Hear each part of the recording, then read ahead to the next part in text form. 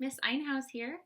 This is our first recorded video of the school year. So, welcome. I'm Ashley Einhaus if I haven't seen you before, if you're new.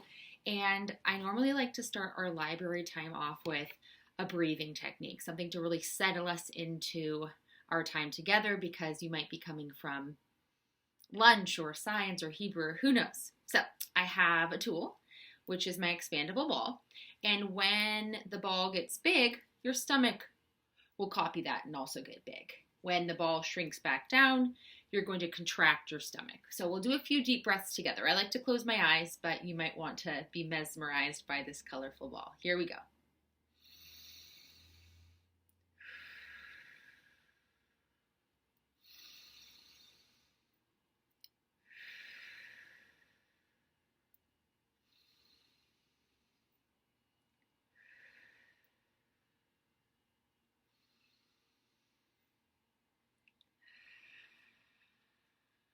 Okay, let's talk about library for today.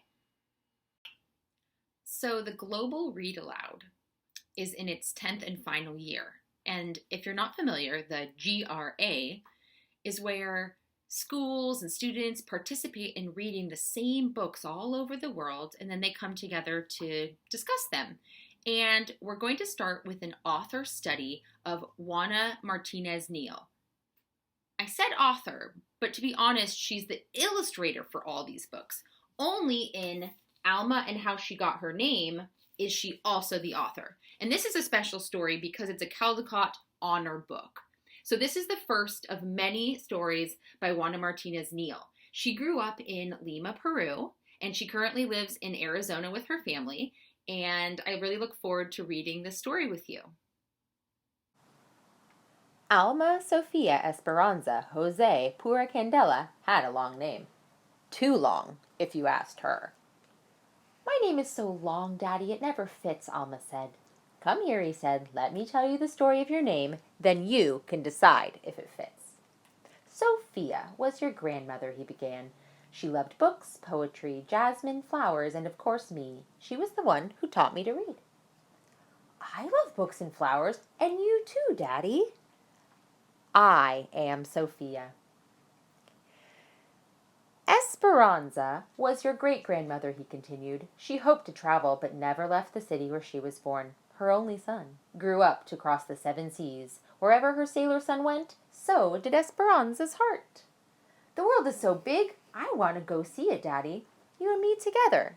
I am Esperanza. Jose was my father, Alma's daddy said. He was an artist with a big family, like many people had back then. Early each morning he walked to the mountains and the plazas to paint everyday life. Sometimes I went along. Your grandfather taught me to see and love our people.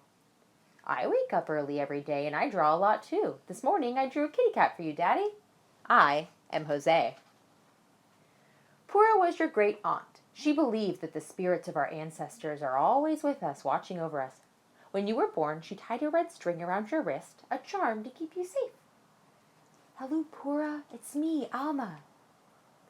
Candela was your other grandmother. She always stood up for what was right. I am Candela. I love the story of my name. Now tell me about Alma, Daddy. Where does that come from? I picked the name Alma just for you. You are the first and the only Alma. You will make your own story. Alma Sofia Esperanza Jose Pura Candela. That's my name, and it fits me just right. I am Alma, and I have a story to tell. So I hope you enjoyed hearing about how Alma got her name and how she grew to love her name in the end. Your activity today on Seesaw is to explain to me a little bit about how you got your name. I'm going to give an example right now. Hi, my full name is Ashley Michaela Einhaus. My first name was chosen simply because my parents liked it. My mom especially liked it, and my dad wouldn't give his opinion for the longest time until one day he finally said, okay, I like it too. My middle name is Michaela. Now, that is because my mother's grandfather, so my great grandfather, who I've never met, his name was Makala. He was Finnish. It's a Finnish name. So then my mom and dad tweaked it into Michaela. And then Einhaus, my last name, is my last name, and it's German. It means one house. So that is the story of my name. Okay, so there's an example. I cannot wait to hear about how you got your name. Thanks.